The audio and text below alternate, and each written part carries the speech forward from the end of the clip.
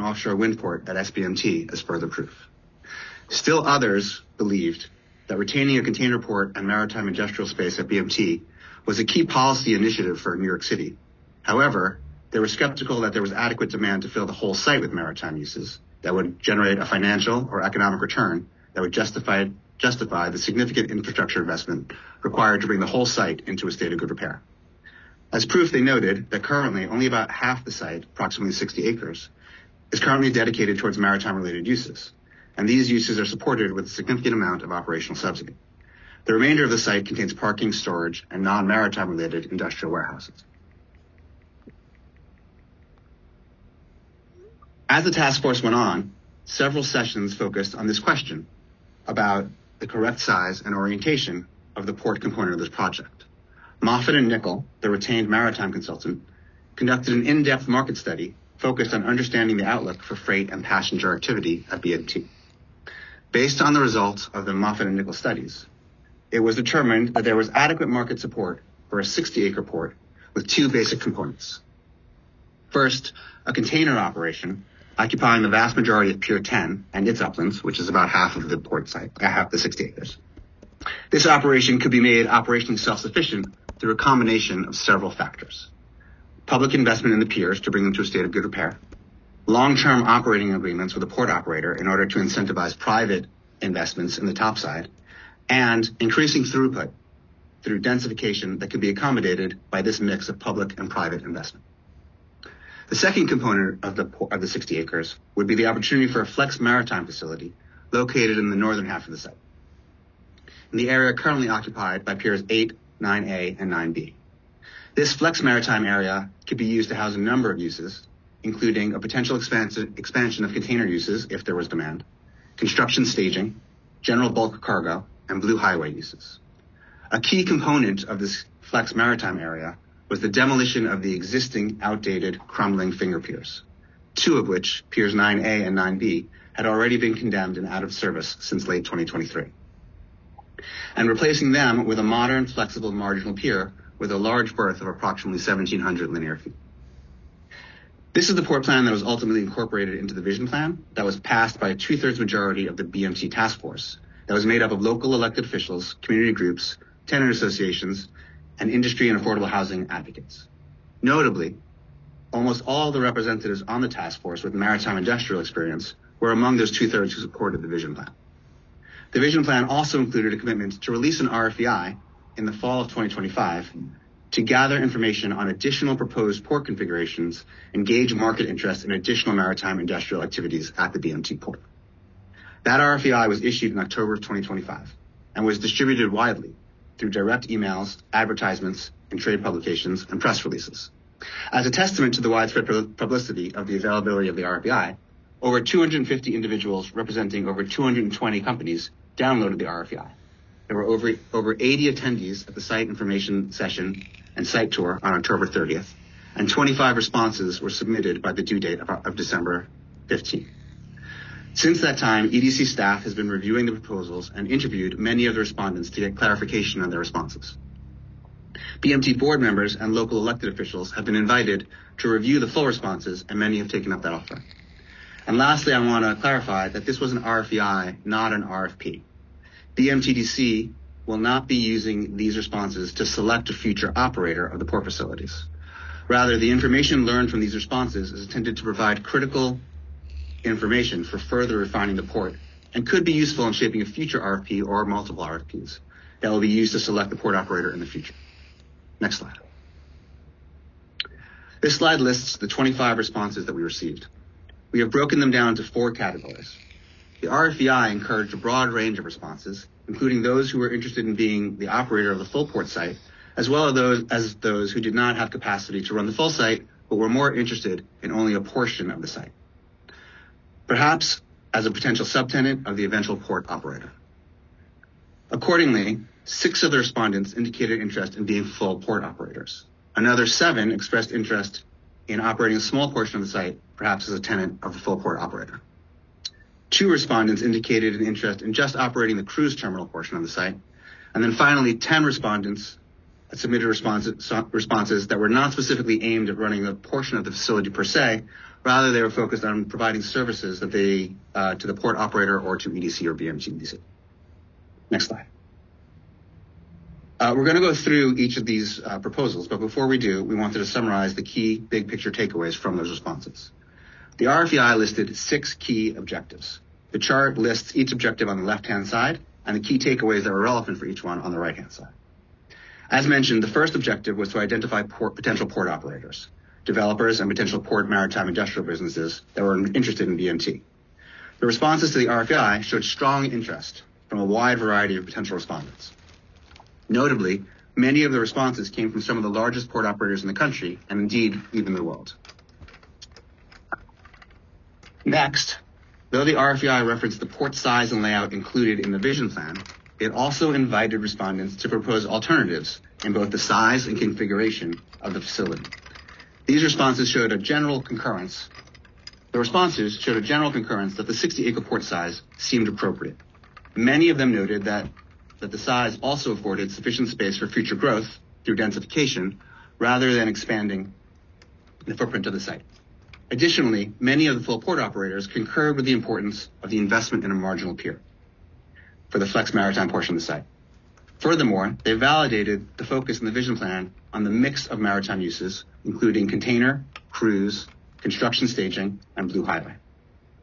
The RFEI included specific questions seeking feedback on the potential private investments and the economic returns from the site. Although many respondents indicated that they believed that the full port could be economically viable and expressed willingness to invest significant amounts of private investment in the site, most only provided very high-level responses to these questions and did not supply many financial details.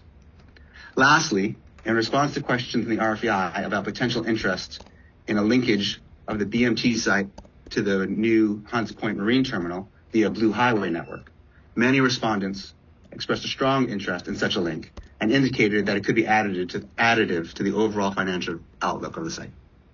Next slide. Next slide. Next slide. Of the six respondents who were interested in being operators of the full port, 3 of them have significant experience in running port facilities throughout the U.S. The other 3 are very experienced in investing in and developing large-scale transportation infrastructure facilities focused on the movement of commodities throughout various modes, including not only by ship, but also trucking and airports. This group of respondents have expertise in being the master developer and navigating the public-private partnerships, P3, aspect of the site. They are not port operators per se, but they each propose bringing on experienced partners to eventually run the cargo, cruise, and other maritime operations.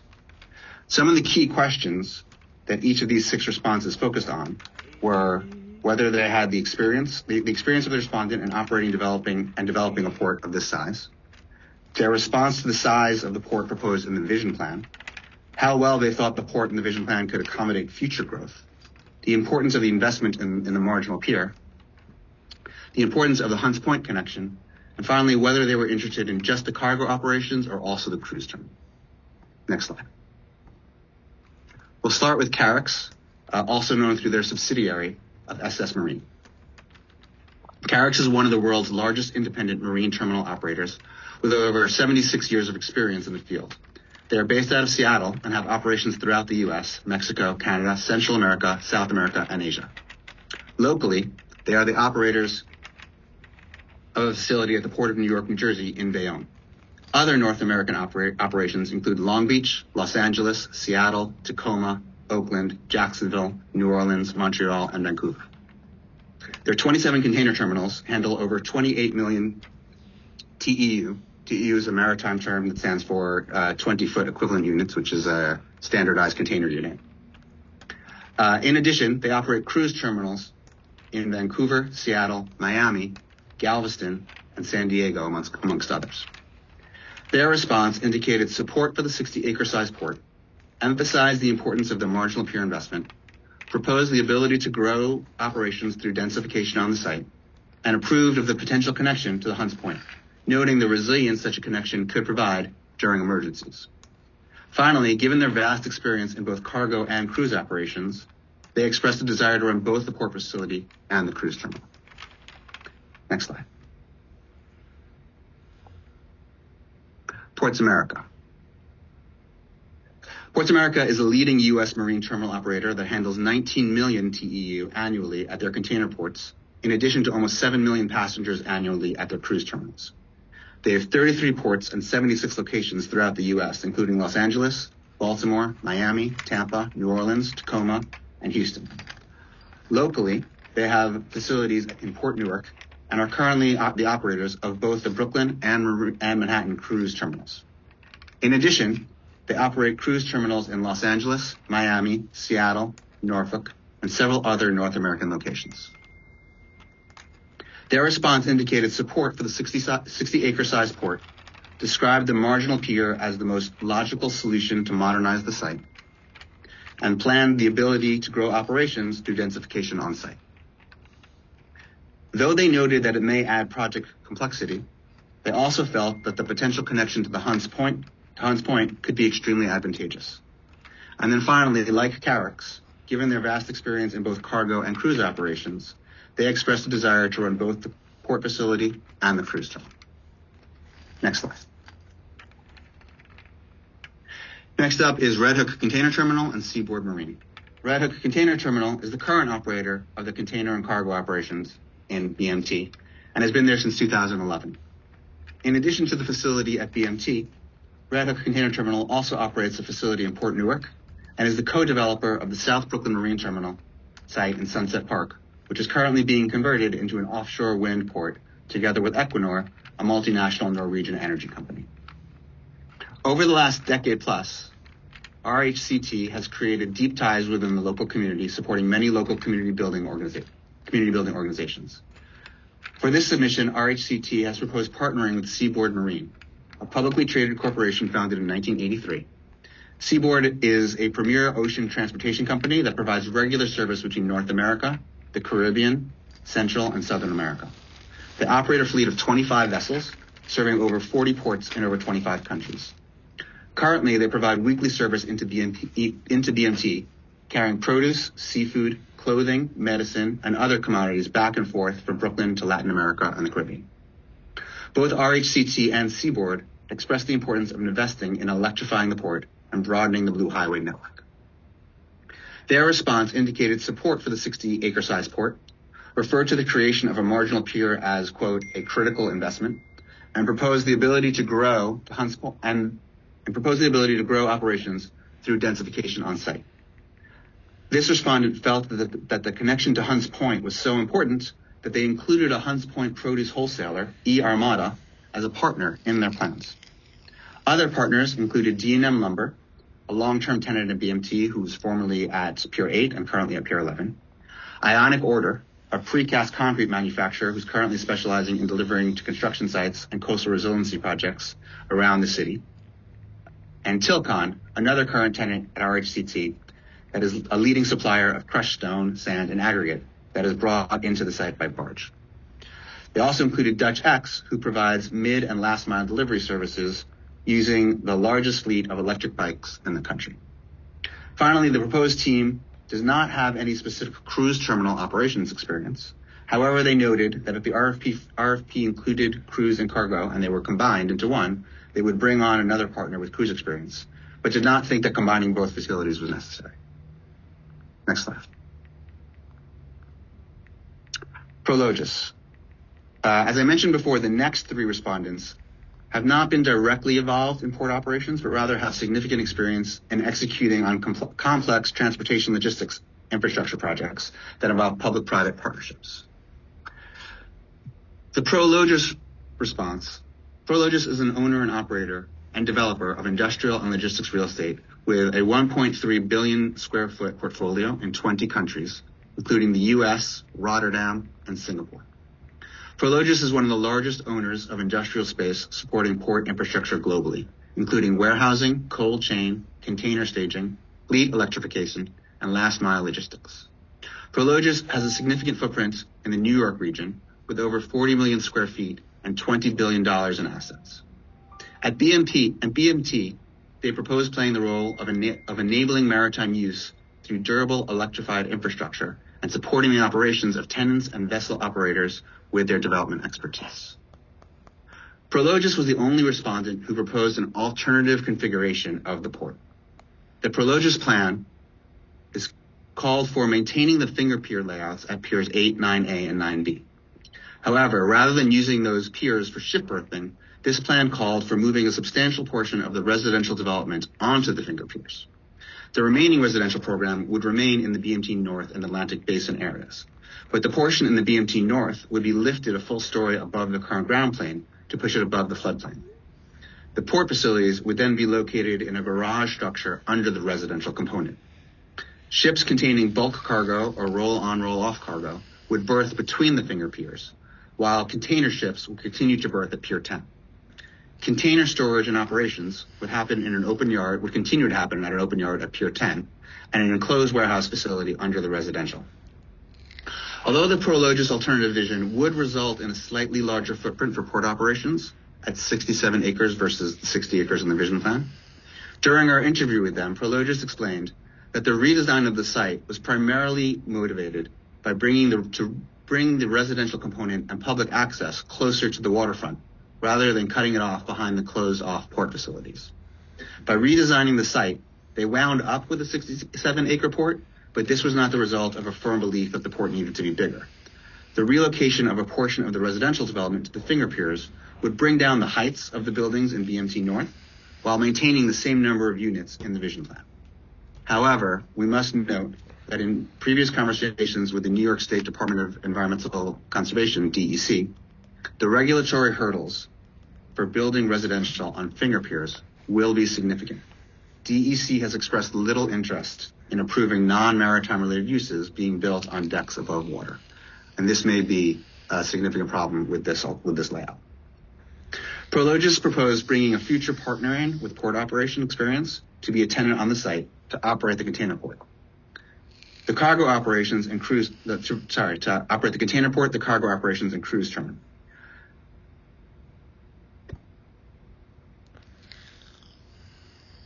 Prologis, while they proposed the marginal pier redesign, while they forego the marginal pier and redesign the port layout, Prologis also emphasized the importance of the connection to Hunts Point and the ability to expand within the site through phased development within the 67-acre footprint. Next slide. Next up is Real Term Transportation. Real Term Transportation is a real estate private equity firm specializing in transportation-related assets that support the global supply chain, especially at airports, including JFK, Newark, LAX, and Chicago O'Hare. The firm has 30 years of experience and more than $13 billion in assets under management. They focus on acquiring, developing, financing, and managing logistics and infrastructure assets that serve land, sea, air, and rail networks. Locally, Realterm owns and operates 38 assets in the New York, New Jersey region, valued at $1.8 billion. They have worked on public-private partnership projects at Newark Liberty Airport and JFK, including the first new ground-up cargo facility in JFK in over 25 years. Realterm would partner with a port operator and does not have direct port operations expertise, and therefore they did not provide much specific feedback about the importance of the marginal pier or the Hunts Point connection. However, they did express that they felt the 60-acre port size could be appropriate and provide opportunities for growth. They also plan to partner with a cruise operator to operate the Brooklyn Cruise Terminal. Next slide. Cintra is a transportation infrastructure concession arm of Ferrovial SE, which is a global leader in the development and operation of sustainable infrastructure. Ferrovial also includes a business unit that focuses on airports, including the development of the new Terminal 1 at JFK, a unit focused on sustainable energy infrastructure development, and a unit focused on engineering and construction of complex infrastructure projects. Cintra has been in business for over 50 years and currently operates across North America, Europe, Australia, and South America. While Cintra currently does not have any in-house port operations, they are in the process of building up a dedicated port operations team, whom they intend to be the ultimate operator of the port of BMT. They are partnered with Skyrock Advisors, which is a port and maritime infrastructure management and consulting firm, to help build up this team. The principals at Skyrock have significant experience at CMA CGM, which is one of the largest container operators in the world, Moeller, and Ports America. Cintra's response indicated support for the 60-acre size port emphasized the importance of the marginal pier and called it highly advantageous, and planned the ability to grow operations through densification on site. Though they noted that it may add to project complexity, they also felt the potential connection to the Hunts Point provides a unique opportunity to create an integrated maritime logistics network. Cintra would partner with a cruise operator. The next group, next slide. The next group includes 7 firms that propose occupying a portion of the site without being the full port developer. Many of them are currently tenants on site. For these, we're going to have 2 per slide. Next slide. First up, we've got Sixth Borough Marine and U.S. Coastal Service. Sixth Borough Marine is affiliated with Lehigh Marine, who is currently a tenant at Pier 11 in Atlantic Basin. U.S. Coastal is currently operating at BMT in the inlet between Pier 7 and Pier 8. Both of these firms have been active in the early stages of the Blue Highway network and are looking to grow that network significantly over time. They both have ships that are approximately 300 linear feet and prefer to berth in a protected area such as the Atlantic Basin. Next slide. Continentia Capital is a real estate investment and advisory firm specializing in innovative urban solutions. Like the previous 2 respondents, they are interested in providing Blue Highway-related services. However, unlike those previous 2, they do not currently operate in this area. While they're interested in protected waters at Atlantic Basin, they are also operationally site agnostic and would be just as happy with space at other waterfront locations along the East River, including the Brooklyn Army Terminal or the 23rd Street Basin. Atlantic Salt is a woman-owned, family-operated importer and distributor of road salts. They currently have facilities in Staten Island and Port Newark and are interested in expanding into BMT in order to better serve their clients in Brooklyn, Queens, and Long Island. They're seeking an approximately 4-acre parcel of land with waterfront access. Next slide. Marine Design Dynamics is a naval architecture and marine engineering firm with 20-plus years experience. They are seeking approximately 300 to 500 linear feet of berthing space, preferably in the Atlantic Basin, and 5 to 10,000 square feet of upland space to create a facility for the repair and energy retrofit of ships. Skyports is a global drone vertiport developer operating across 5 continents. They're currently operators at the downtown Manhattan Skyport in Lower Manhattan, and also operate a heliport in London. Skyport is looking for an approximately 1-acre site for the creation of a drone Blue Highway logistics facility to bring goods across the East River by drone. Next slide. Finally, in this category, Portside, New York. Portside is the operator of the Mary Whalen, the owner and operator of Mary Whalen, currently berthed at Pier 11. They are a nonprofit Red Hook-based organization that has been providing maritime education, workforce training, workforce waterfront advocacy, and other programming at BMT for almost 20 years. Their proposal included an expansion of the current programming, serving workboats and Blue Highway providers, including 20,000 square feet of interior upland space in a building at Pier 11 that would include exhibit space, offices, a welcome center, and flexible programming space. They would also propose developing a wet lab and a rebuilt Portside Park alongside the berthing space and an outdoor nature center. Portside is interested in remaining berthed at the Pier 11 location. Next slide. John, here's a reminder. Alexa, stop. The next slide category includes 2 firms who are active cruise terminal operators who are only interested in operating the BCT section of the property. Alexa, stop. Cruise Terminal International, CTI, was formed in 2023 and is owned by a combination of Icon and the Royal Caribbean Group. It is an independent global designer, developer, and operator of cruise terminals worldwide.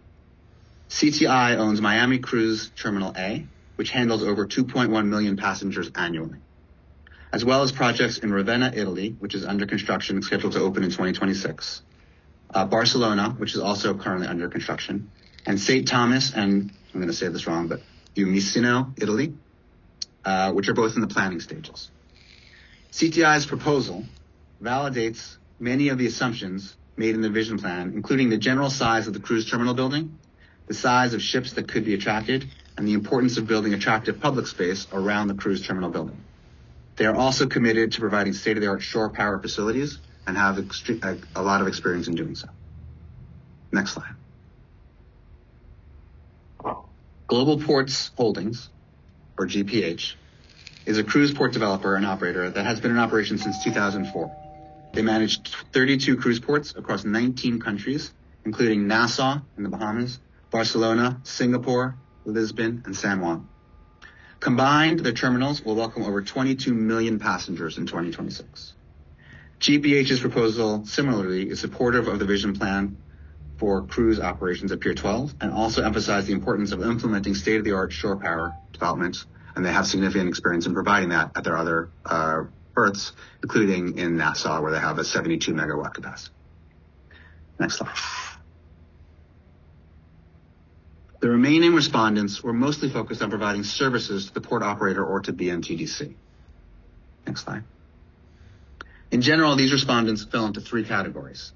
Some, like Aris and Crowley, were offering consulting services for structuring public-private partnerships. Others, like Arup, Persac and Warmfield, SST, and Transdeck, were design firms who were interested in providing design services related to certain aspects of the BMT project. And finally, some were offering services to the eventual port operator. This could include towing services, electric vehicle charging infrastructure, or autonomous pallet scale robotics. Next slide. In mid-January, a group called the City Club of New York began distributing an alternative plan for BMT that they refer to as the All Maritime Vision for BMT. Although this proposal was not submitted in response to the RFEI, given the community interest, we thought it would be appropriate to include this proposal in this presentation and to provide some context about the details of this proposal. Next slide. This slide summarizes the key components in this proposal. In short, this proposal omits any housing and neighborhood development, focuses on retaining existing maritime tenants, and prioritizes blue highway infrastructure. Next slide. There are many aspects of this proposal that are extremely similar to the plan included in the BMT Vision Plan, and all the areas highlighted in yellow on this map are essentially the same as the Vision Plan. These include maintaining a park at Pier 7, maintaining container operations at Pier 10, maintaining cruise operations at Pier 12 with a new cruise terminal building at Pier 12 surrounded by new open space. The light industrial uses at Pier 11 are also similar, although this plan called for retaining the existing pier shed at Pier 11, and the Vision Plan calls for the development of new industrial buildings. Another similarity was that they included similar amounts of industrial space throughout, although it was distributed a little bit differently, and a similar amount of open space development, which is actually distributed relatively similarly. Another similarity, last similarity that we're going to mention, is surrounding the port with a combined flood wall and elevated greenway in order to provide for flood resiliency, although I will note that in addition to providing a flood wall and elevated greenway, the Vision Plan also included a couple of other aspects that were geared towards flood resiliency, including raising significant portions of the site above the flood level, making sure that the site drains not into the community system, and working with DEP on integrating into a larger drainage system for the neighborhood. Next slide. This slide shows in orange the areas in the site plan that were different from the BMT Vision Plan. First, there's no residential developments at either BMT North or around the Atlantic Basin, which also includes no affordable housing. In addition, there's no marginal pier. Instead, this plan proposes rehabbing the existing piers at Pier 9B, leaving 9A non-operational for now, and only investing minimally in Pier 8. It's important to note that, as we just saw with a review of the RFEI responses, many of the responses emphatically endorse the creation of a marginal pier as a key component for a maritime plan. A couple of things I wanted to note that were also different is this plan proposed converting the Homeport 2 facility at Pier 11 away from the use by New York City Ferry to private shipyard use. This plan indicates a belief that the facility is surplus and not needed by New York City Ferry. I believe that they came to this conclusion because the in-water work was completed a little while back, and there currently has not been any operations there. But that is really due to the fact that we are currently in the process of getting the building portion of that facility, the 30,000 square feet at Pier 11, permitted through the Port Authority. And once that is complete, the New York City Ferry will move into the site and operate it.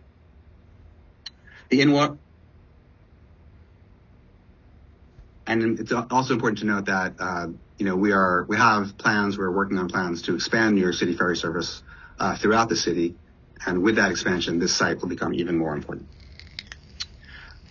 In addition, I want to point out this plan incorporated 2 privately owned buildings, probably accidentally. Those buildings on Imlay Street. Those were not included in the BMT vision plan because they're not part of the BMT property. One is a fully occupied residential condominium, and the other is a privately owned warehouse housing artworks. Those are indicated on the map on the screen right now as site number 3. Next slide. Beyond the differences in the site plan and the proposed uses, perhaps the biggest difference between the vision plan and the city club plan are related to project funding.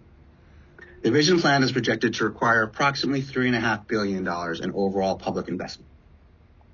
To date, EDC has been able to secure a little under $500 million in public funding from city, state, and federal sources.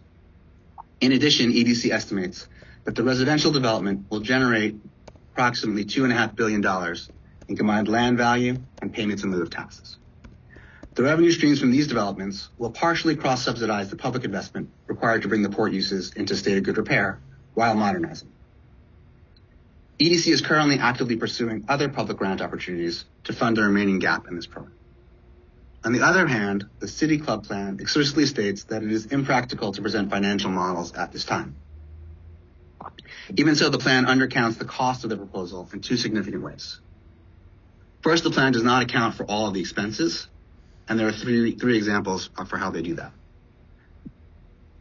The cost for providing green space at Pier 7 is pushed on this plan onto Brooklyn Ridge Park. And that's not an unreasonable thing to do. However, the entirety of the cost for developing the parkland at Brooklyn Ridge Park also comes from public funding.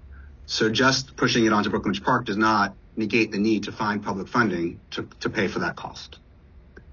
In addition, the plan only accounts for a small amount of renovations at Pier 8, since they note that the dive inspections at Pier 8 indicated that it could last for approximately 10 years. And in fact, this just delays the inevitable cost of repairing the piles at Pier 8, and in fact, waiting 10 years before repairing these piles will likely lead to costing significantly more than it would cost to repair this pier right now. So it undercounts the cost for Pier 8 because it defers those costs and doesn't include them in its calculation. Lastly, the plan defers the cost for repairing or demolishing Pier 9A, but still assumes that it could be used to berth ships despite being condemned. The other issues are multiple examples of projected revenues that seem highly unlikely to materialize. First, the plan's assumptions that the PA will contribute $84 million towards this plan seems highly unlikely. There's been no indication that the Port Authority would be willing to do that.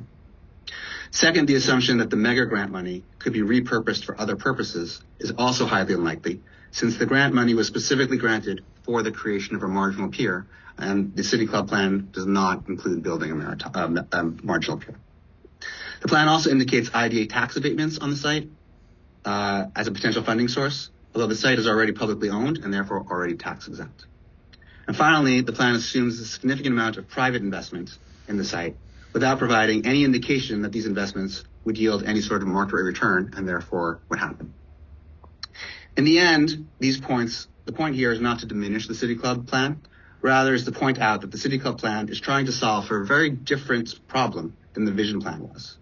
The City Club plan's goals is to show what maritime uses could occupy the site if it were required to be completely dedicated towards maritime uses. Conversely, the Vision Plan is looking to create a modern port that responds to 21st century needs, is financially self-sustainable, and supports the Blue Highway.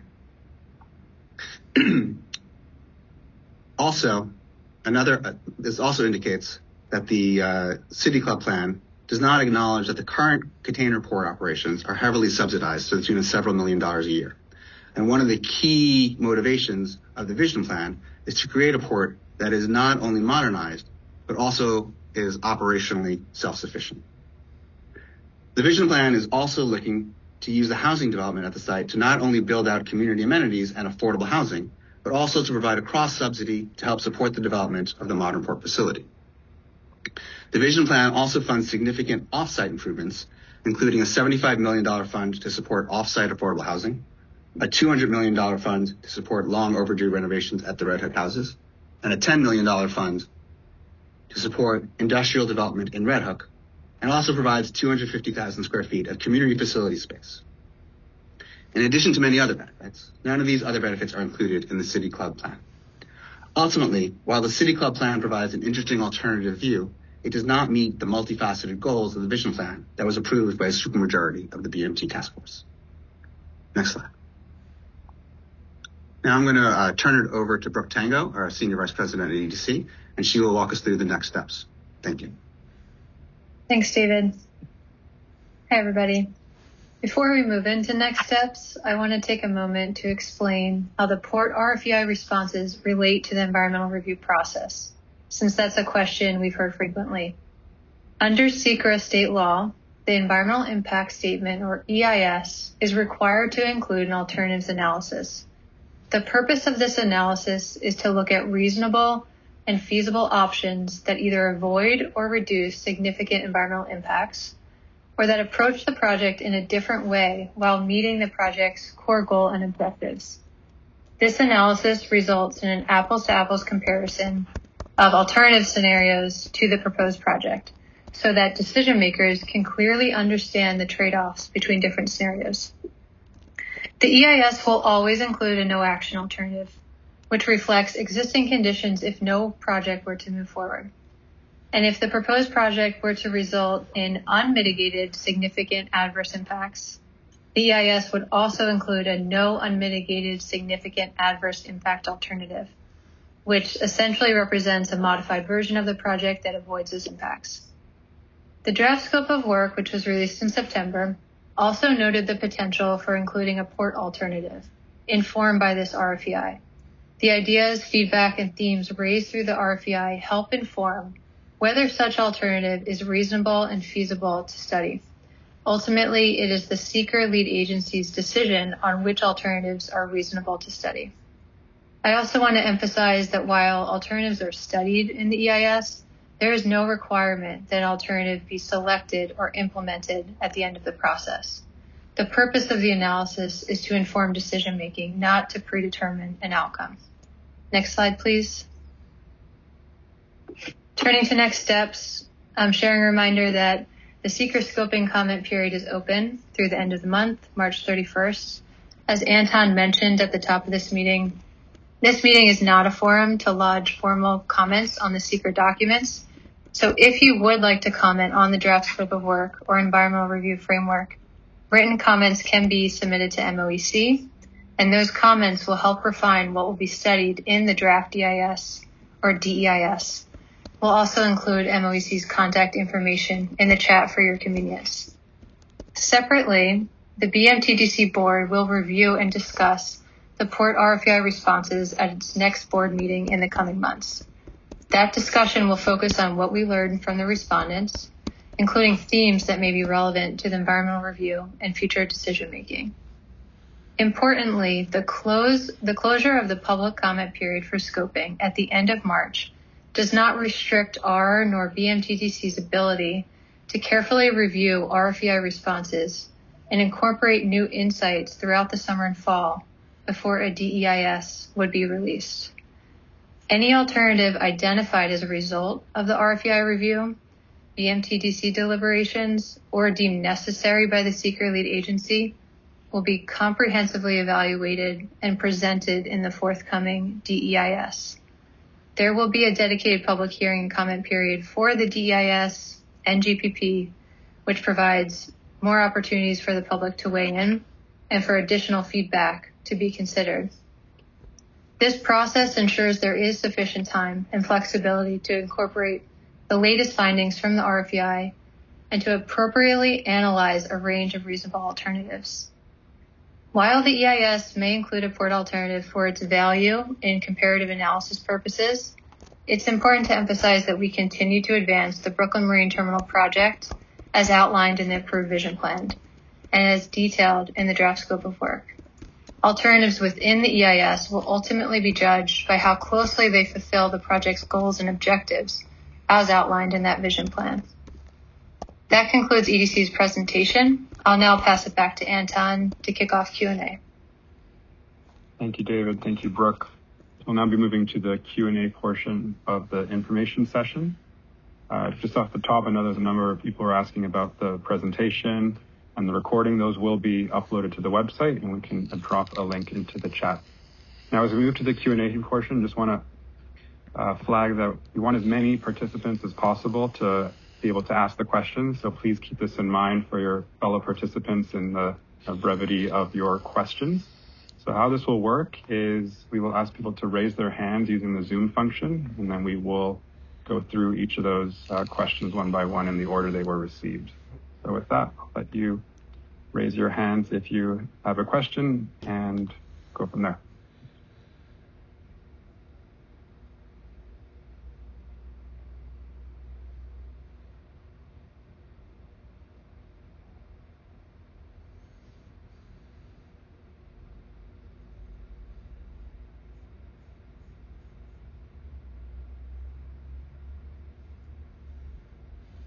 Okay, I see Thomas. I'm going to go first.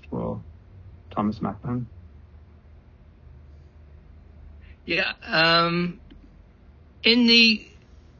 guess it was 6 responses for terminal operators.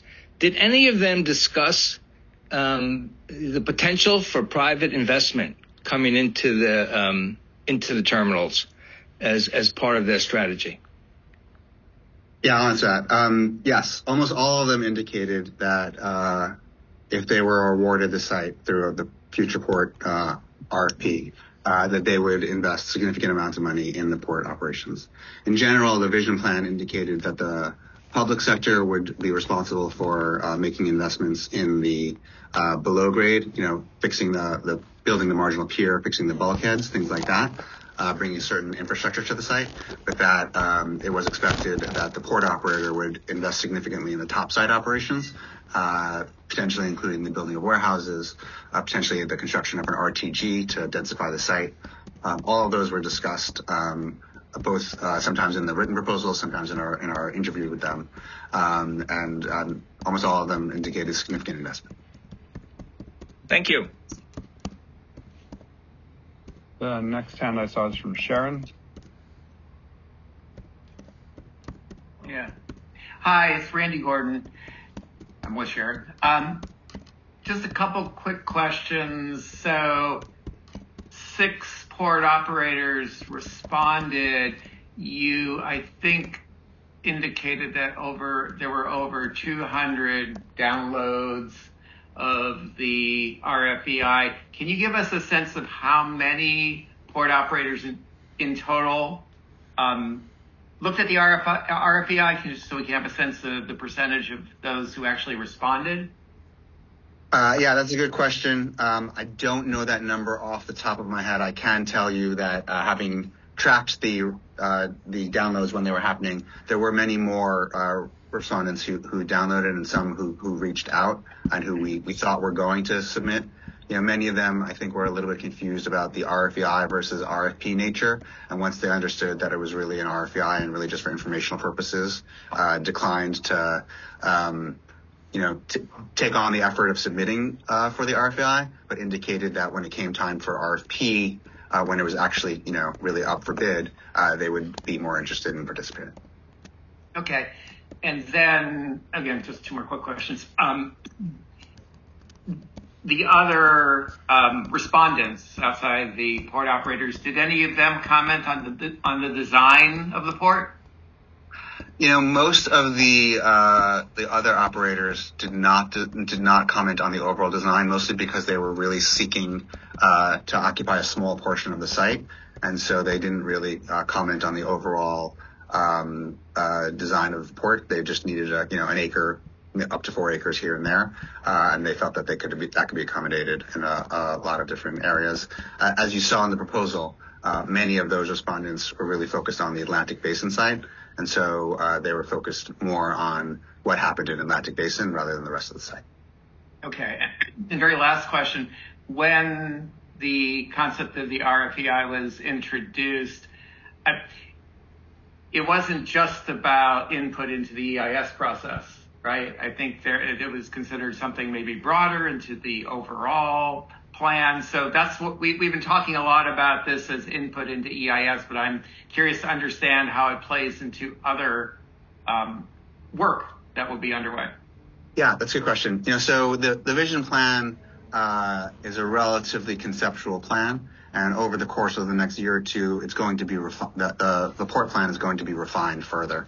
And so what we've been able to learn from this RFEI is going to be instrumental in that refining that happens.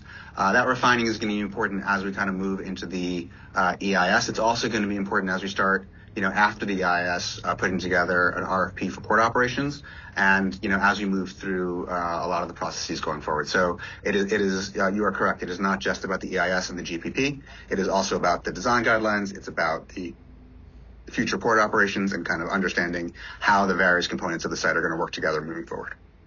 Okay, thank you. Next, I see Carolina Salguero.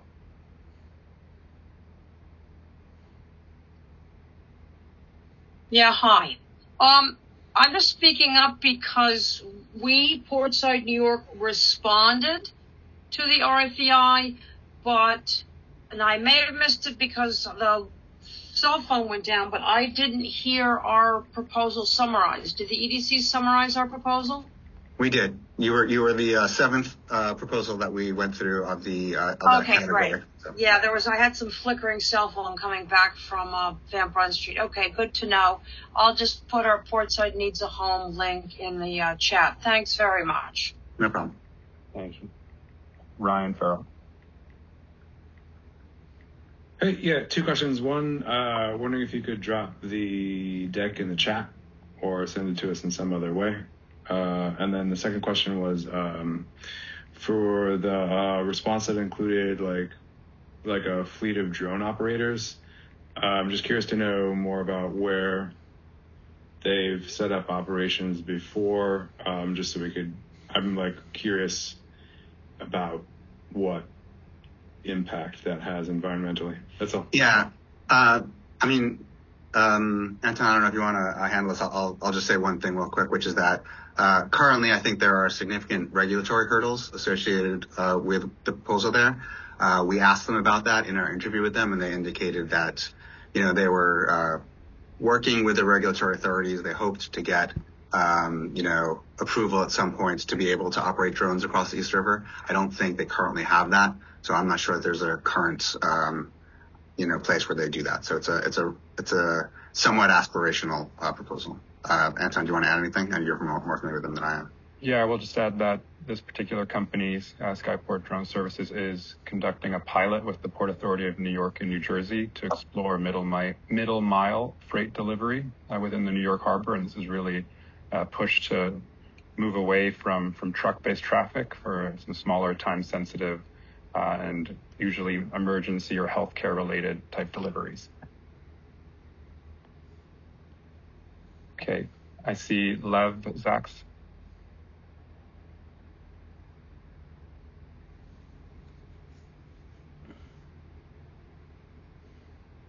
Did we lose Lev? Okay, maybe I'll come Sorry, back. You're there. Okay, great. Not working.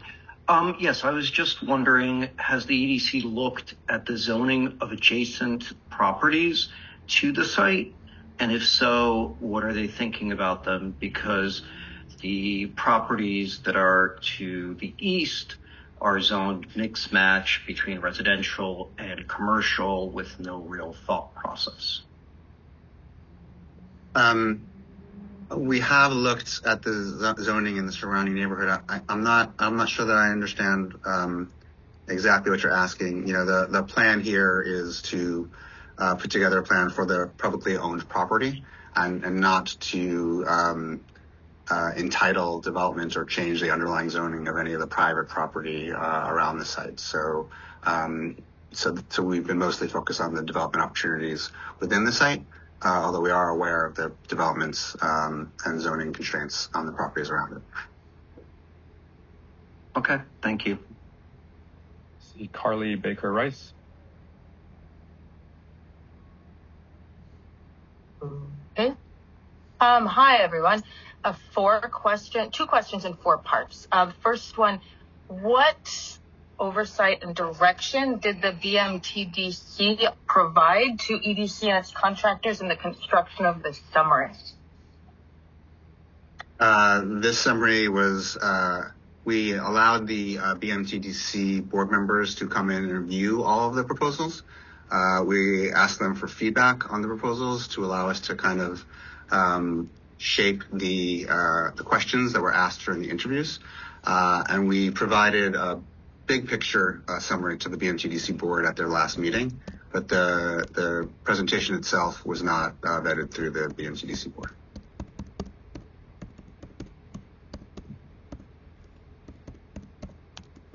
Sarah, I think you had other parts. Is that right? You're back on mute. Yeah, it's not letting me unmute myself. Is the BMTDC board going to be using this summary in their upcoming board meeting? Yes, it is an intention that there will be a BMTDC board member coming up in the BMC board meeting in the next several months. And it is the intention that the topic of the responses to the RFEI will be on the agenda for discussion at that board meeting. And will they be using this summary? We will provide them with a summary. Okay. I am concerned about the relationship there, given that EDC is now a contractor of the BMTDC and they are supposed to be providing the oversight and management of this work. That's why I asked that question. But I'll direct my follow-ups to the BMTDC board on that front. Regarding the port operators that responded, I am curious whether or how many of them operate ports that are 65 acres or smaller, and then I have one follow-up after that. We did. So of the 3 respondents who currently operate, remember 3 of them are really kind of master developers and only 3 of them currently operate ports. All 3 of them currently operate ports. So obviously Red Container Terminal operates a similarly sized port today. And the other 2 have multiple ports of various sizes. We had conversations with them about the size of this port, and they indicated in the course of those conversations that they had, they obviously operated some ports that were significantly larger, but they each in their portfolio had some ports that were of similar size. And does Moffitt and Nickel believe that an RFEI put out for 122 acres in Brooklyn would have returned fewer responses? So the RFEI that was put out specifically, while it referenced the vision plan, it very specifically called for and allowed for respondents to respond for the full 122 acres if they wanted to. And you can see that in the response from Prologis, who took up that offer. We didn't get any other respondents who took that up, and we take that as indication that there wasn't overwhelming desire to do so within the business community.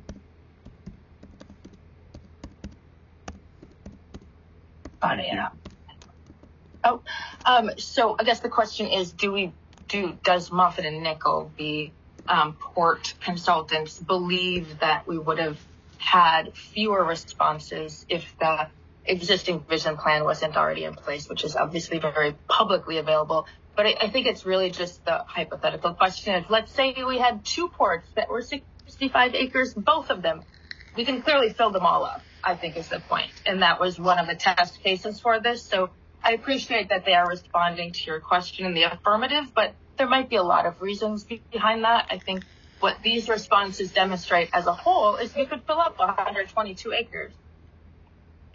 I'm not sure that I agree with that conclusion. And just to reference Moffitt and Nickel, as I mentioned during the presentation, during the task force process, we had extensive conversations with them about the market demand for port operations, and Moffitt and Nickel, were very clear that they thought that a 60-acre port was an appropriate size. Okay, we're going to move on to Meredith Thompson.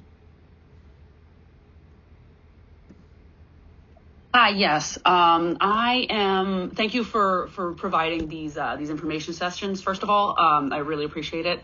Question, I came in a little late, was wondering how long this RFEI has been out and accepting applications? There was a slide in the beginning that indicated that it was released in, I want to say September, is that right? October, and responses were due towards the end of December. So it was out for about 4 months. Okay, great. Thank you very much.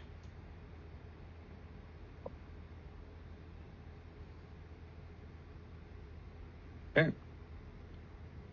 I don't see any further questions. Now is the chance, if you have additional questions, to raise your hand. We will also be doing a second session tomorrow as well, if you think of something and want to join again.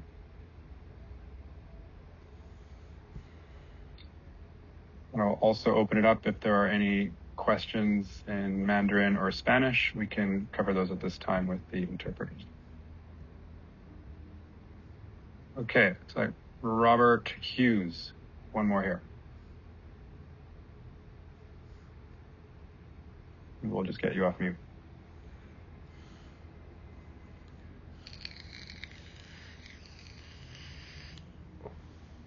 Hi, how you doing? Thank you for the presentation. We greatly appreciate it, McAllister. I just wanted to firstly ask for the copy of the slide deck. I think a couple of people have put their request in the chat. That would be really helpful if you could do so.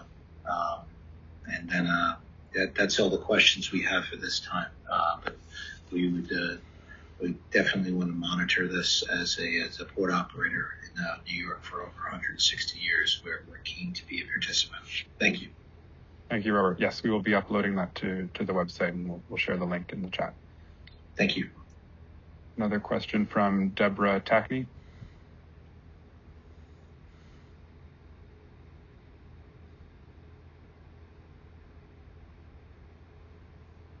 Hi. Thank you for taking my question. My question is that you went through the analysis of the City Club's plan to see about their financial feasibility. Did you also decide on whether or not the alternative, the offers of bringing private equity into the pier, would that provide enough funding to offset the need for housing? I'm sorry, I'm not sure I understand the question. Are you saying the private investments that would be incorporated into the City Club plan would offset the need for housing? Is that what you're asking? No, what I'm asking is that the different port operators that gave you proposals did indicate that they would bring in some form of private financing. Yes. And I know that you gave that you decided to give a good analysis on how the City Club plan was not feasible. The finances that they're talking about was not feasible. But did you also think about what would happen if one of the other people coming into the port would provide private financing, how that would affect the overall plan? Right. So just to be clear, when we spoke to port operators and they indicated a willingness to invest in the plan, that investment was not intended to replace the public investment, but it was to supplement the public investments. And so the public investment would leverage private investment, but the private investment would not replace the need for the public investment. The public would invest in some of the pier infrastructure and the bulkheads and the utilities systems, and the private sector would invest in topside. Now the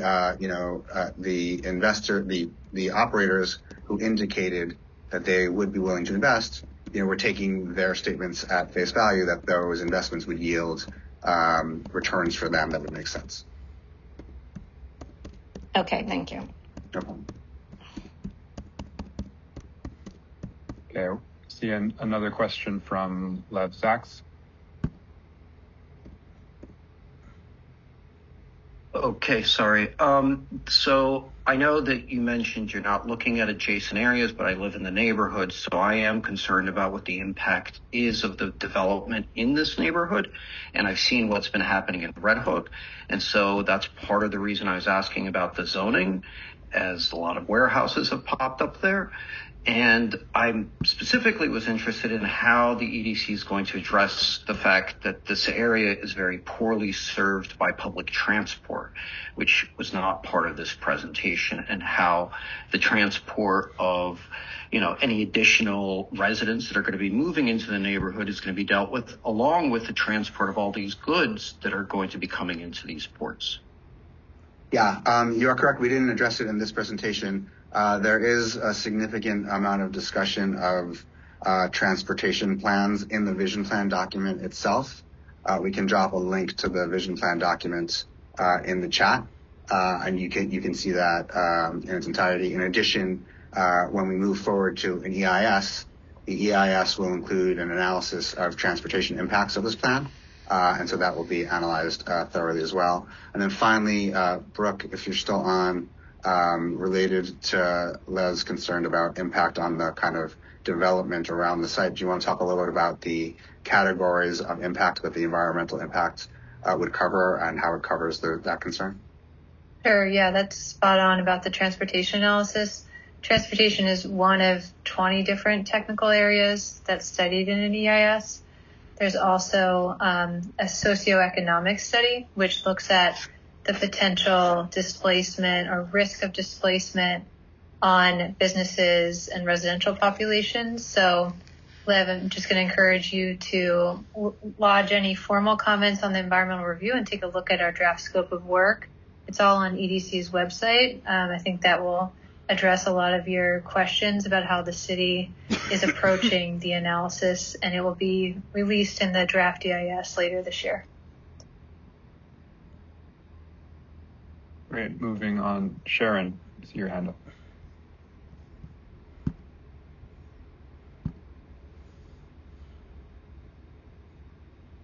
Hi, it's Randy Gordon again.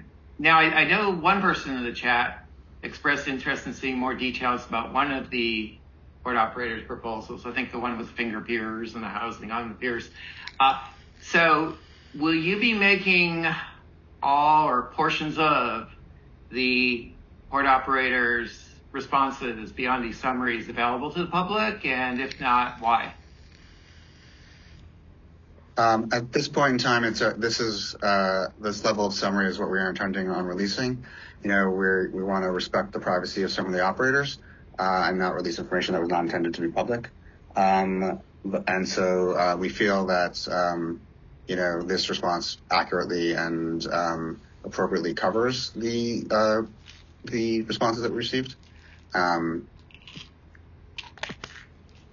if members of the public have questions about the individual proposals, can we ask them specific?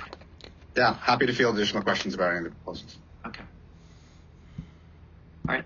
Thank you. Victoria Alexander.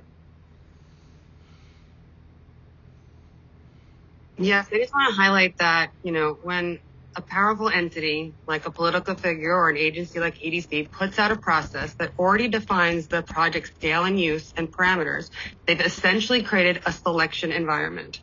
And respondents rationally self-censor or tailor their input to fit the vision statement. Otherwise, deviating from that makes them not a team player. So reducing your chances of being selected or heard. And that is where we're skewing the opportunity here. And I know that the RFEI was brought up at the beginning of this process that would have helped us really understand. But I would say the EDC again has made it so that we don't trust the answers because of the way that they've handled this. So I just want to highlight that it's really frustrating that everybody, you're saying that everybody agreed with you, but what else were they going to do? Everybody agrees with Donald Trump as well. And so I have to say that this authoritarian sort of approach to planning top down doesn't actually get us the most creative and inventive things that can happen on this site. And I think that you should go back to and have a more open discussion about what we could do on this site, not skew it towards what your parameters are that you've self-selected. Yeah, I appreciate your perspective. Thank you for sharing. Moving on to John Leva. How you guys doing? Is it customary to have a final vision plan, right, and then release an RFEI? Because others have expressed this. It makes no sense, the timeline, right? If you would have released it in the beginning, we would all be better informed, and even the task force could have made a better decision. To do this after the fact really makes no sense. Is this customary? Is this the way you guys operate usually? So typically, when we're looking to ground our proposals in market data, we will bring in consultants who have a lot of experience in the market, and they will conduct a market research for us which is what we did in this case by bringing in Moffitt and Nickel. My question is specifically about I'm sorry, John. Let me finish, John. But you're not answering my question. I am answering your question. If you'll let me finish, I appreciate it. And so that's what we did in this proposal, and that's kind of the standard operating procedure. Is not necessarily to release an RFEI all the time, but to see if there are consultants in the field who have the expertise to reach out to the market and give us a broad-based market analysis, which is what we did in this case.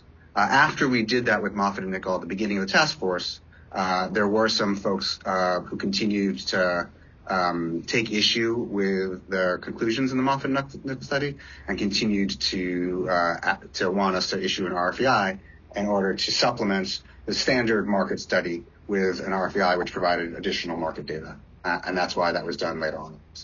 Can you release the Moffitt and Nichols all the information that they gave you guys?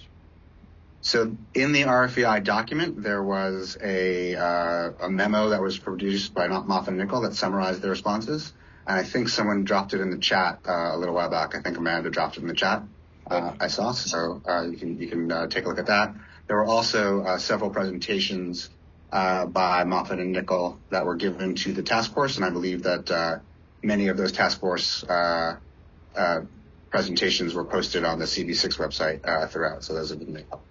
I mean, this should be public information, though. The whole thing, not just a summary. I don't want to read a one-page summary. Just the. It's not a one-page summary. It's roughly a 10-page memo. Well, everything that they gave you guys, so we can all be better informed. Yeah. And then the question was really, is it customary to do this after you already have a vision plan, which is going to guide their answers? Because they're not going to go against the vision plan mostly, right? So of course they're going to say 60 acres, because they're following your lead. So like, if we would have had this from day one, it could have better informed the public, the task force, everybody, and we could have just came up with, something great. Which, like I said, the market study that Moffitt and Nickel produced for us that was helpful in determining that vision plan involved them reaching out to port operators all around the world and exploring comparables. And so that was where a lot of that information came from. The RFEI was really supplemental to that to see if there was any kind of stone that had not been unturned that we didn't see. Okay, exactly. In the beginning, this is what I'm saying, the timeline. I'm not questioning all of that. I'm questioning the timeline of this. And you're answering, you're going around in circles. Is it customary to do this after the fact and not have done it from the beginning so that everybody's better informed? What I'm trying to say is that it's not even really customary to do both a market study and an RFEI in general. Okay, we're going to move on to D. McGill. Thank you, John.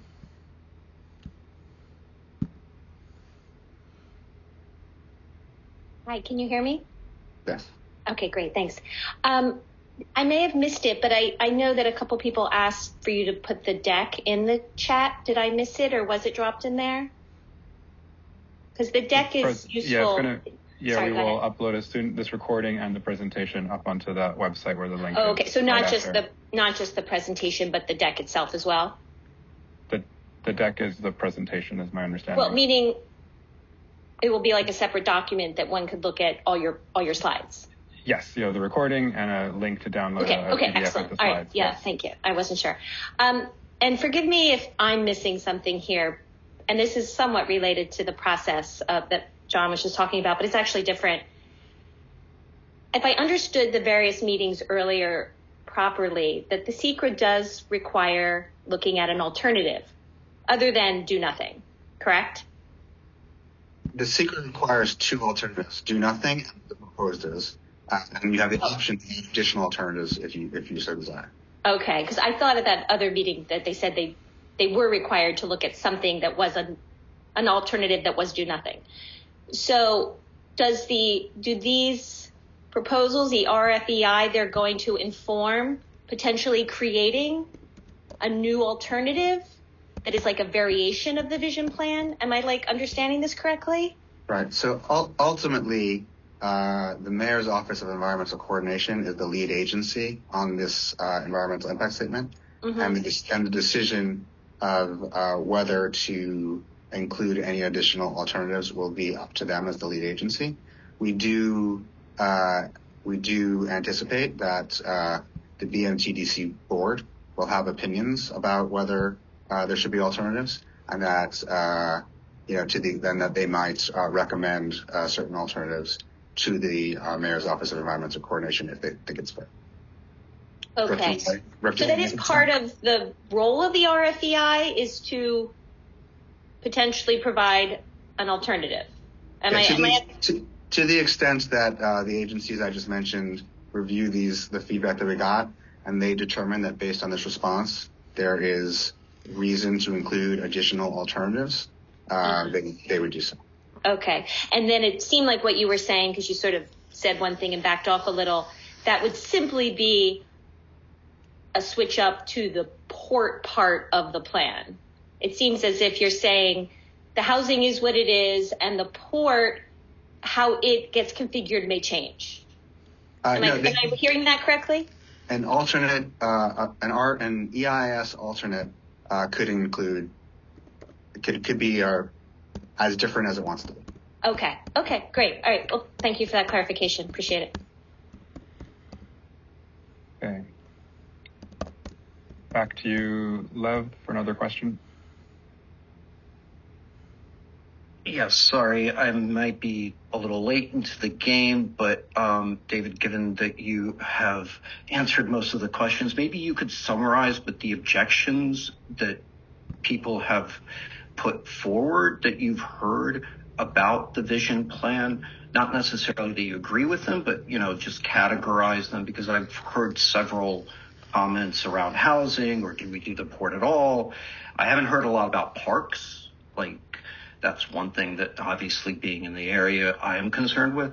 But if you could summarize what you think the major objections are to this proposal, that would be great. Sure. I'm sure there are a lot of newspaper articles that came out around the time the vision plan was published that could do that, but I will give it a shot. There were a number of objections related to transportation. There were many folks who felt that given the current congestion on the site, which is mostly due to the renovation requirements at the BQE, that the site is overly congested, and adding 6,000 housing units would overload the site from congestion. That was one response we heard a lot. Others objected to the inclusion of market rate housing at all, feeling that it's inappropriate to put market rate housing on publicly owned land. Others objected to any housing, whether it was market or affordable, because they felt that the whole site should be port. Others, some objected to the park uses. They felt that it was a kind of nice to have, but not necessarily and shouldn't be spending money on. And given the proximity of large parks like Brooklyn Ridge Park nearby, that should not take up valuable land in the site. There were some objections that the cost to build the marginal pier might be a lot, and some questions about whether that was necessary. Although, as you can see from this presentation, we feel that the market has come out to push back on that. I think those are. There were some folks who wanted there to be, preserve more land for industrial uses, and other folks who wanted all the housing to be affordable. I think those are the main objections that we heard over the course of the vision plan. I don't know if anyone on the EDC team, if I'm not thinking about anything, and you guys can think of anything, you can supplement. We're going to keep the questions focused on the RFEI feedback. We're going to turn to John Leva again.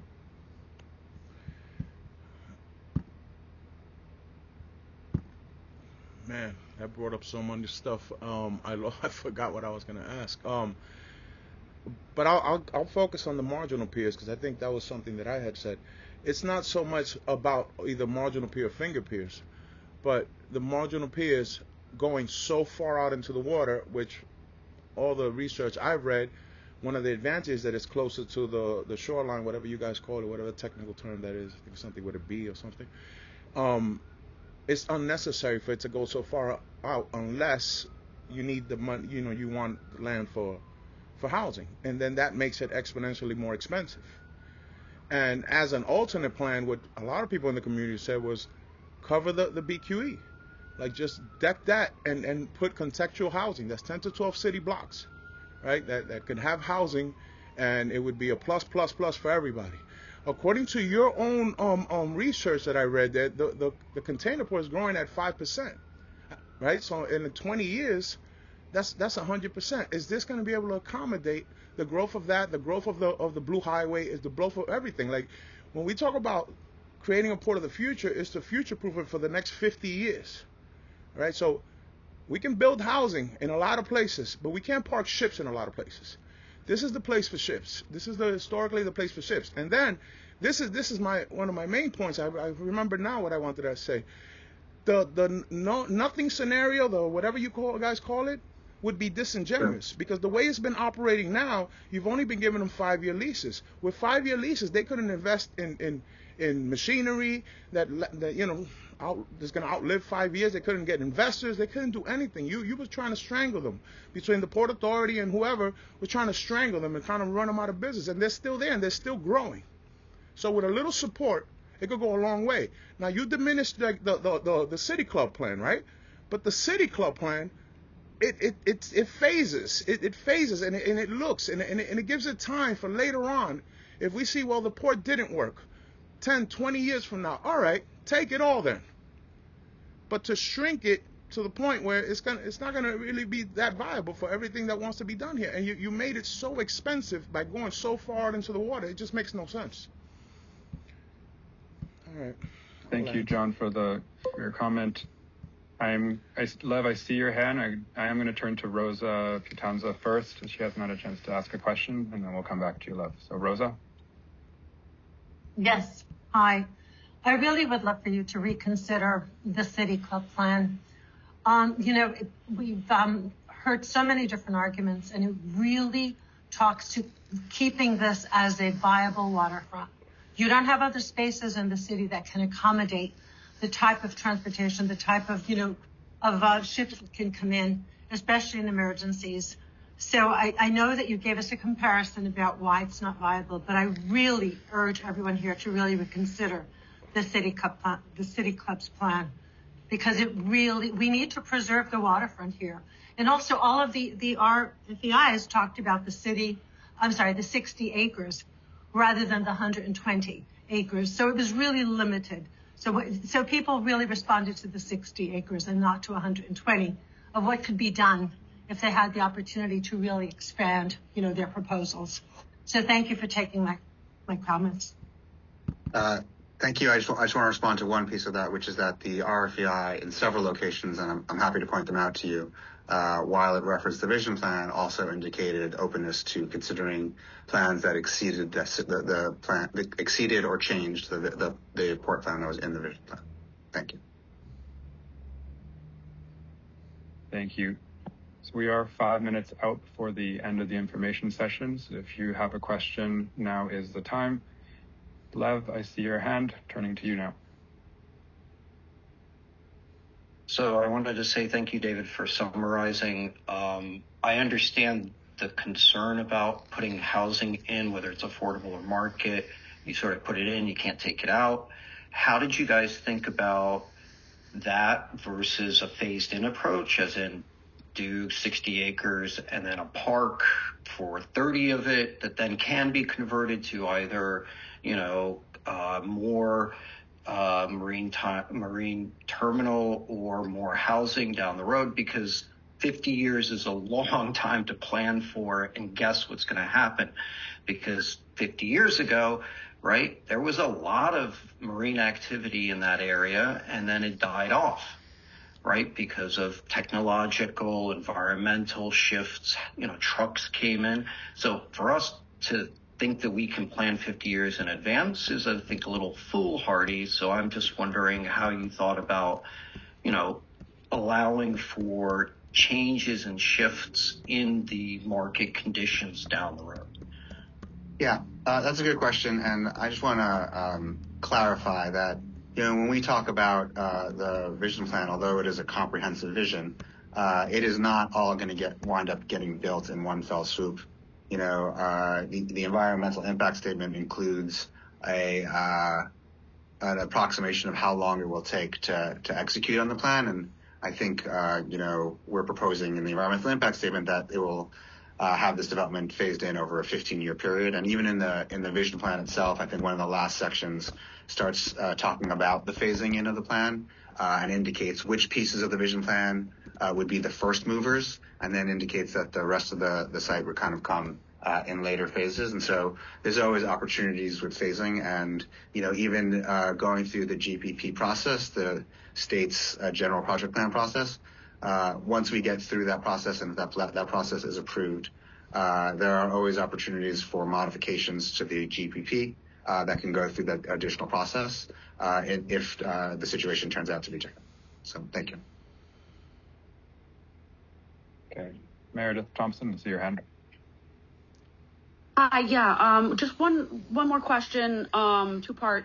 I was hoping to pose this to each of you that are on the call with us tonight. If each of you lived in this community, knowing what you know of this community and what you've heard from the people that live here and work here, what concerns would you have having your possibly more broad understanding and exposure to this project, and how would you feel about this project going through as it is proposed in this final vision plan? Thank you. Yeah, I'm not sure that it's appropriate to kind of speculate on our own private feelings about living next to large projects. I will tell you that I myself have, over the course of my life and residency in New York City, lived next door to large development plans of this scale or larger. And, obviously it entails some disruption during construction. But in my experience, the final product was additive to the community and to my experience as a resident. So, I'm not sure that it is appropriate for us to kind of go further beyond that. Okay, I see no further questions. So at this point, we thank you for your time, and we will wrap here. A reminder that tomorrow we will be offering this information session as well. So if you want to participate in that, the information is up on the slide here. Thank you again for your participation, and have a good evening. Good night. Recording stopped.